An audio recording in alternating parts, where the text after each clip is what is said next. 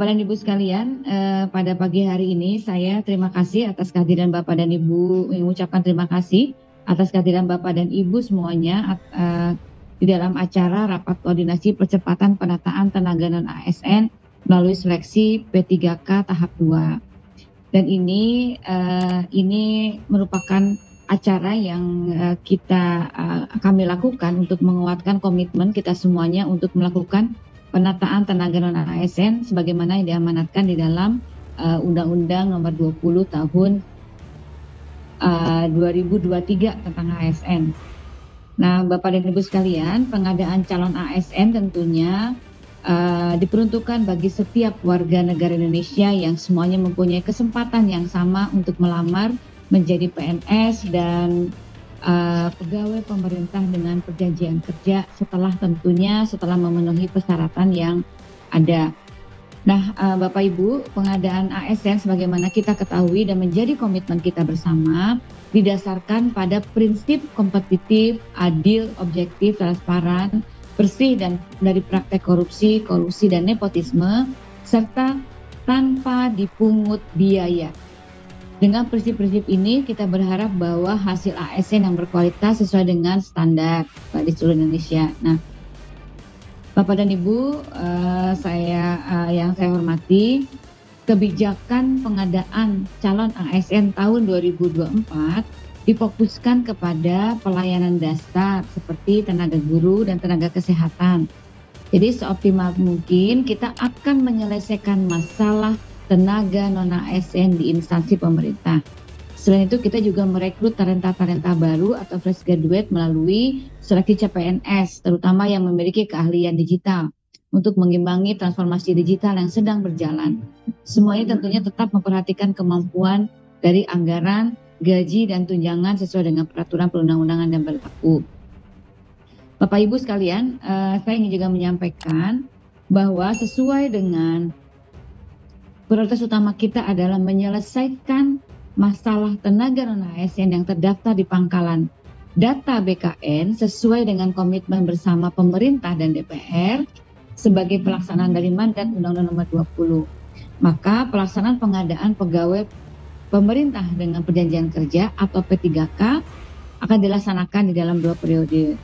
Proses pendaftaran akan dilaksanakan tahun 2024 untuk memberikan kesempatan seluas-luasnya bagi tenaga non-ASN, khususnya yang terdaftar dalam pangkalan data BKN, agar dapat mengikuti seleksi baik pada periode pertama maupun periode kedua. Namun dalam pelaksanaannya kita menghadapi tantangan seperti ketidaksesuaian usulan formasi dengan database BKN, dan ini mohon menjadi perhatian Bapak dan Ibu, Kementerian dan Lembaga, karena ada ketidaksesuaian usulan formasi yang Bapak Ibu sampaikan dengan data yang Bapak Ibu sampaikan juga ke dalam database BKN. Dan kemudian juga ada persoalan mengenai belum optimalnya penyerapan tenaga non-ASN pada penyerapan periode pertama.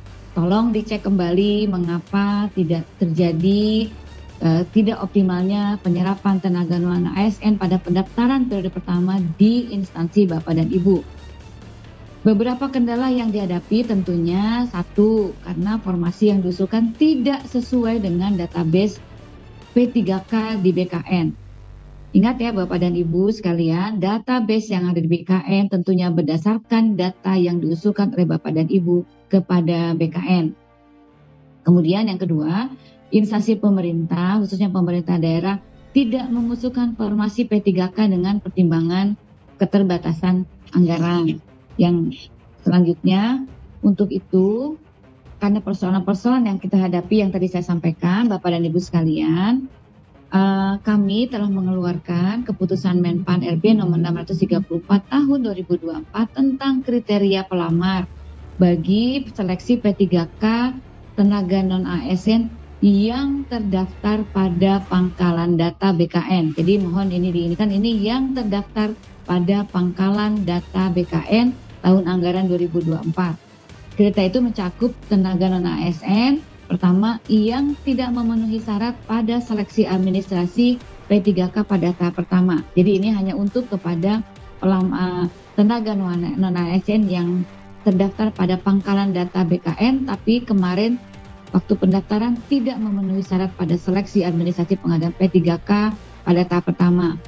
Kedua, ini bagi tenaga non-ASN yang lagi-lagi terdaftar pada pangkalan data BKN, tapi tidak memenuhi syarat pada seleksi administrasi pengadaan CPNS. Karena ada beberapa tenaga non-ASN mendaftar CPNS, tapi kemudian dia tidak bisa masuk lagi ke P3K, maka dengan adanya keputusan Menpan ini bagi tenaga non-ASN yang terdaftar di dalam data pangkalan BKN yang kemarin daftar ke CPNS, maka diperbolehkan untuk mendaftar kepada P3K gitu ya, meskipun dia kemarin tidak lulus di CPNS. Jadi bisa mendaftar sekarang di P3K. Kemudian yang ketiga adalah ini bagi tenaga non-ASN yang terdata lagi di dalam pangkalan data BKN yang belum melamar pada seleksi pengadaan ASN. Nah, untuk itu kepada instansi pemerintah saya juga sudah mengeluarkan surat nomor B5993 tanggal 12 Desember tentang hal penganggaran gaji bagi tenaga non-ASN yang ditujukan kepada PPK pusat dan pemerintah daerah, yang intinya agar PPK instansi tetap menganggarkan gaji bagi pegawai non-ASN yang sedang mengikuti proses seleksi hingga diangkat menjadi ASN. Jadi kemarin prinsipnya tidak boleh ada PHK massal, tidak boleh ada pengurangan take home pay, maka para instansi pemerintah agar tetap menganggarkan bagi pegawai non-ASN yang saat ini sedang mengikuti proses seleksi hingga diangkat menjadi ASN. Dan apabila jumlah non-ASN yang telah mengikuti seluruh tahapan melebihi jumlah penetapan kebutuhan, ya, maka pegawai non-ASN dapat diangkat menjadi PPK paruh waktu sehingga anggaran PPK paruh waktu tersebut tetap disediakan. Anggaran PPK paruh waktu dapat disediakan di luar anggaran belanja pegawai. Sekarang pun banyak yang dianggarkan di luar belanja pegawai. Jadi kami persilakan sesuai dengan sebagaimana yang surat yang telah kami sampaikan. Untuk itu Bapak dan Ibu sekalian, saya minta kepada kepala BKN dan jajaran untuk dapat mengimplementasikan kebijakan tersebut dengan melakukan sosialisasi bersama dan mengedukasi kepada seluruh kementerian, lembaga dan daerah dan kepala kantor regional BKN seluruh Indonesia, serta memastikan aplikasi SSCASN dapat memberikan kemudahan di dalam pendaftaran peserta bagi pegawai non-ASN dan mengoptimalkan kelulusan dan pengangkatan bagi mereka yang telah mendaftar di ASN. Mereka yang saya maksud adalah yang terdaftar di dalam pangkalan data BKN. Kemudian para PPK instansi pusat dan daerah termasuk para pengelola kepegawaian untuk tetap menyiapkan anggaran bagi pegawai non-ASN baik yang lulus melalui PPK penuh waktu maupun penuh waktu maupun karena keterbatasan anggaran menjadi pegawai ASN yang PPK paruh waktu. Saya mengharapkan bahwa PPK para pembina kepegawaian mengoptimalkan pendaftaran dan mendorong pegawai ASN yang ada di lingkungan instansi masing-masing, khususnya yang terdaftar di dalam pangkalan data BKN, untuk mengikuti seleksi serta memberikan bimbingan yang jelas mengenai tahapan dan mekanisme serta afirmasi dari pemerintah.